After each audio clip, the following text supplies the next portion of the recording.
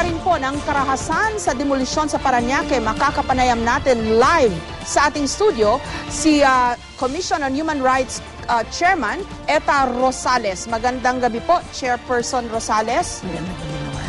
Okay, ma'am. Nung nakita niyo po yung video, kung ano po ang kinauwian nung nangyari sa Parañaque, ano ho ang naisip niyo? Nagalit ako. I found it condemnable, no? Na akala ko, kahit papaano, after a year and a half, no, under the new administration, usapin na ng past yan. Dahil sa, alam nyo, we engage the police forces. Kaibigan ko si General Ginto at binibigyan namin mga education seminars itong mga kapulisan na ito. At yung training and discipline and the rules of engagement, malinaw na sa kanila. Lalo't lalo na, imagine, Jessica, mga kapulisan ito, dito sa Metro Manila, di ba? Mabuti sana kung malayo sila na hindi mo sila they're out of reach, out of touch. Pero ito, under the noses of Camp Crame and Malacanang, tapos hindi mo matrain-train, at ganyan pa rin yung kanilang ginagawa. So nakaka-dismaya, kumbaga. Okay, para ho tayong Syria for a while, no? Para tayo ng mga nangyayaring kaguluhan sa Middle East. Oo. Paano ho nangyari ito? Well, set of variables yan na for one thing, when I was listening to Mayor Bernabe, no? Para sa akin, mayor kasi siya Nung pinapaliwanag niya kung anong ginagawa niya, ang ganda ng programa niya. Pero sana yung kanyang programang yun, malinaw na nailahad niya, nailarawan niya, naipaliwanag niya dun sa kanyang mga constituents. Ang dali naman nun, imbitahin niya, di ba? And kung meron siyang malinaw na programang ganon, hindi mangyayari at mangyayari yan. Okay. Meron hong mga batas, hindi ho ba yung UDHA o yung Linalo na sinasabi bago magkaroon ng demolition? Matagal na yan Pero ano ho ba nangyayari at hindi ho nasusunod yan? Every time na lang, mapadavaw, di ho ba sa Davao nangyari din yan? Pati yung mayor, nambugbog na. I mean, that level of frustration ba? Kung may batas tayo, pero hindi nasusunod at laging nauuwi ho sa ganito. Because the local governments have a certain measure of autonomy. Pero sila yung dapat nga mabigyan ng human rights human rights approach sa good government will have to include that. Pagka ganyan yung ginagawa, hindi mo papayagan yung demolition na kung saan masasaktan ng mga tao. Ang UDHA sinasabi, pagka merong court order, tsaka for public lands ito government lands, tsaka mo gagawa ng demolition, di ba? Pero yung demolition na yon, dapat merong social preparation. Mga tao mismo tutulong sa pag-demolish ng kanilang mga tahanan kasi meron silang relocation na mapupuntahan, may tubig, may kuryente, may hanap buhay, malapit sa eskwela, malapit sa ospital, yung ganong klaseng hindi ho kaya standards. masyado ring imposible ang flip side ho nito sabihin, mahirap kasing i-implement yung batas na yan, kaya madalas na uuwi sa karahasan itong demolition. Palagay ko hindi. Kung ang puso natin at ang damdamin natin, ang kaisipan natin, para sa good governance, na kung saan sentro sa usapin ng paggugobyerno, pamamahala ay ang tao, ang karapatang pantao ng tao, magiging makatao ang pamamaraan natin, hindi ganun kahirap yun. Okay, kasi malamang ho, ang sasabihin naman ng mga landowner, kami na nga ang hindi nakinabang sa lupa namin na maraming taon. Kami na nga ang nawalan ng livelihood. Kami na nga ang inaagawan ng lupa. Kailangan pa under the UDHA or Linalo, kami pang maghanap ng relocation para sa mga mawawalan ng tirahan. Hindi ho kaya ganun yung nangyayari. The law is too impossible to implement. Hindi. The UDHA law is for public lands, government lands. Pero for private lands, you use yung policies of human rights. No? At saka yung mismo nasa saligang batas din natin, no? Na kung saan dapat makatao ang pamamaraan na gagawin mo. Sinasabi pagka meron ng court order, pwede na, di ba? But that is only possible pagka early enough, pinaprepare mo na yung mga tao tungkol sa bagay na yan. Alam nyo, okay, Jessica, there was the case of Puerto Princesa. I want to mention this. Okay. Because the people went to us to ask for help. The Air Force was going to demolish yung mga area yun, or they wanted it demolished through the local government sa Puerto Princesa. Lupain doon. So, ang ginawa namin, kinausap namin ng Air Force, kinausap namin si Mayor Hagedorn, nagpunta kami doon. Because baka tao and everybody listened, walang demolition. So pwede pala kayong konsultahin Oh, even yes. before the demolition will take Yes. place. In that manner, baka mabawasan yung maiwasan. probability ng violence, hindi ho ba? Ma'am, sandali lang, antayin ho natin itong panig naman po ng Philippine National Police. Makakapanayam natin sa linya ng telepono si Superintendent Benito Estipona, Direktor po ng Southern Police District. Magandang gabi po, Superintendent Estipona. Ay, magandang gabi po sa iyo, Jessica. Magandang gabi rin po kay Ma'am Eta Rosales. Oho. First question po, gumamit ho ba ng live bullets yung mga tauhan po ng Parañaque SWAT? O kasi may deklarasyon ho kanina na plastic bullets lang dapat.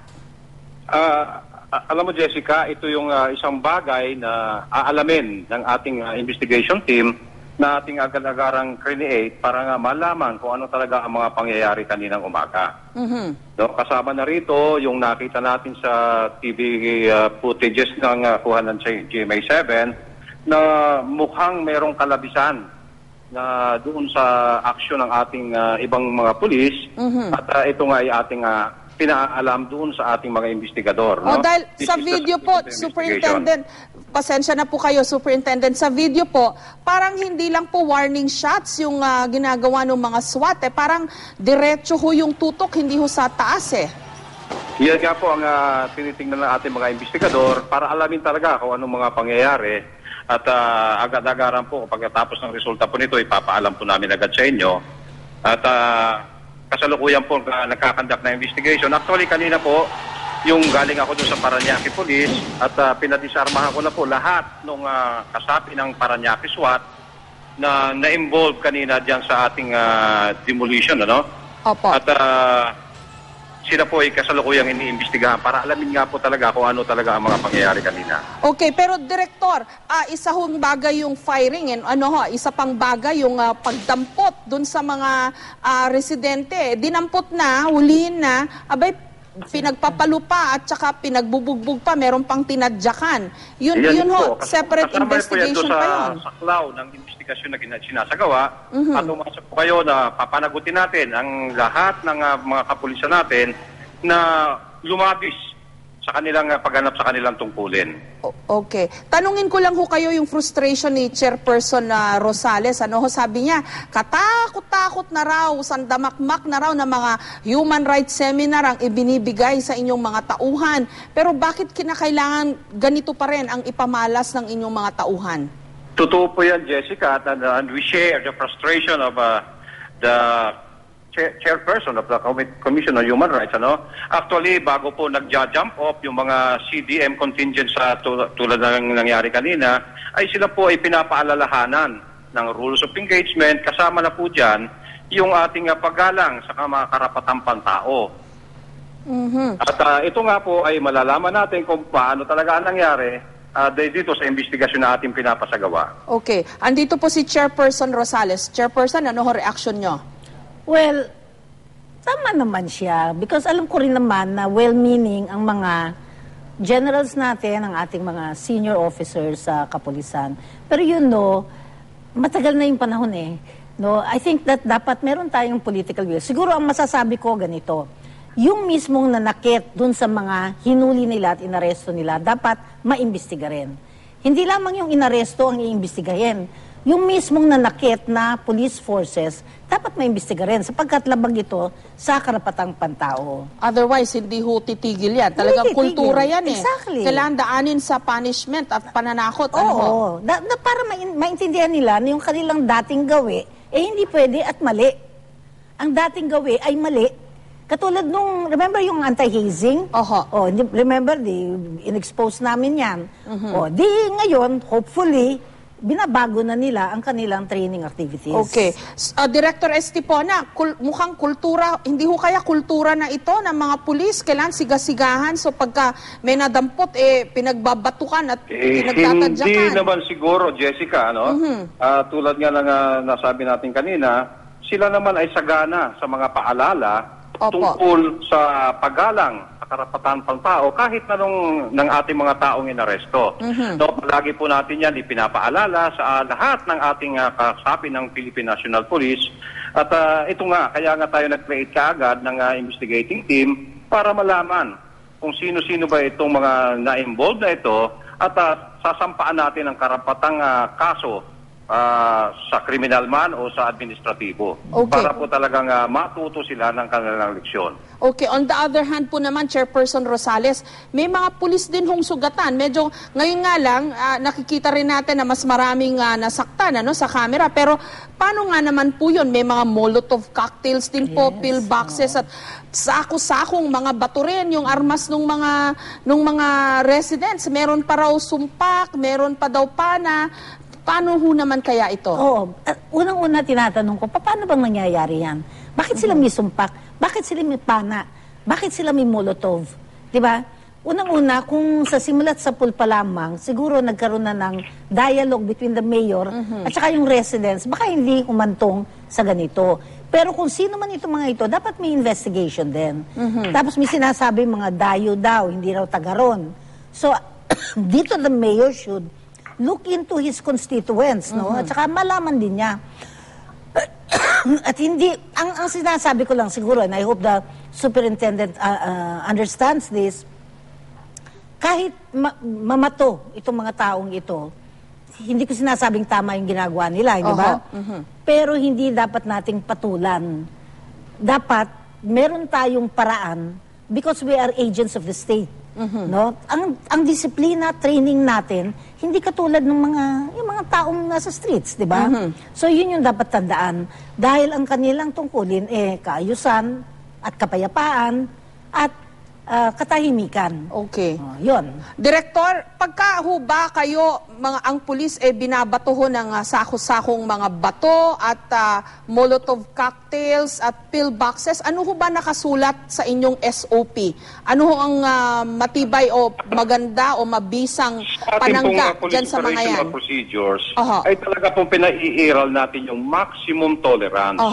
Kanina pong umaga, kitang-kita naman natin kung gaano karaming mga bato ang pinukol doon sa ating mga pulis.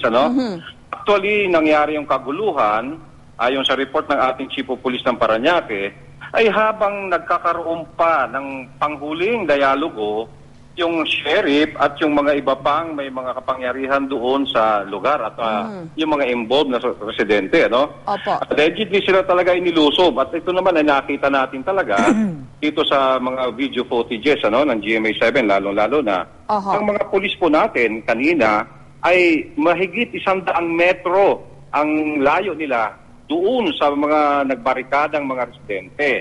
At ang nangyari po, sila ay nilusob kung saan sila naroroon at kitang-kita po naman natin ang distraction na nagawa ng mga militanting grupo doon sa mga truck ng pulisya na nakahimpil doon sa tabi ng kalsada na mga about 100 meters ang layo galing sa kanila. You're saying, Director, na the situation got out of hand, hindi na nakontrol dahil nag-uusap pa, merong grupong nagsimula na agad ng gulo, kaya ho nagkaganon? Ganun po ang nangyari at nadidepict naman po, nakikitang-kita naman natin doon sa mga video footages, Ganun pa man po, maximum tolerance pa rin ang pinairal ng ating mga polis. Ngayon, tungkol naman doon po sa video footage kung saan nakaposas na yung taong mga naaresto at sinasaktan pa, ito po ang isa sa subject ng investigation ng team ng Kireneate natin para tingnan talaga kung bakit nagkaganon. At tinicheck po namin sa inyo, napapanagutin po natin yung involved ditong pulis na lumabis doon sa kanyang tungkulin. Maraming salamat po at magandang gabi sa inyo.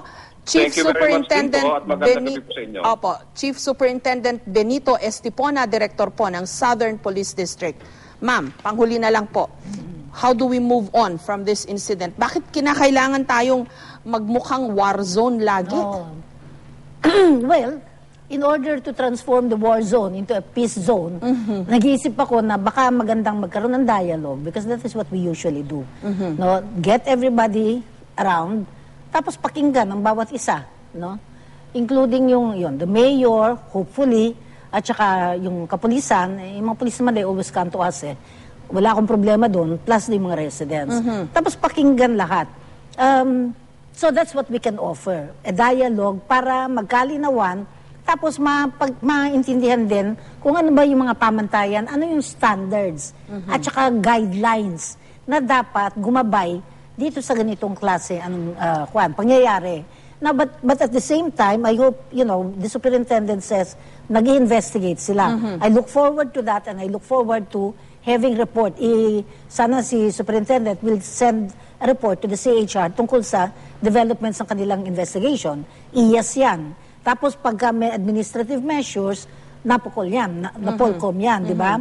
Kung meron namang criminal elements, criminal offenses, the CIDG should in fact file formal charges against them. Okay, and maganda ho yung sinabi nyo na it shouldn't end this way. Kasi meron nang nangyari pala sa Puerto Princesa na i-demolish din, pero dahil nag-step in kayo agad, nakapag-initiate ng dialogue, walang karahasang nangyari. Wala. Sana yun ang laging template na masunod. Ano po? Yes, and we have guidelines for that, Jessica. May guidelines ang CHR on yung proper approach, yung makatao na paraan para sa ganitong paglulutas ng isang problema na yan. Okay, maraming salamat po, Chairperson Etta Rosales ng Commission on Human Rights.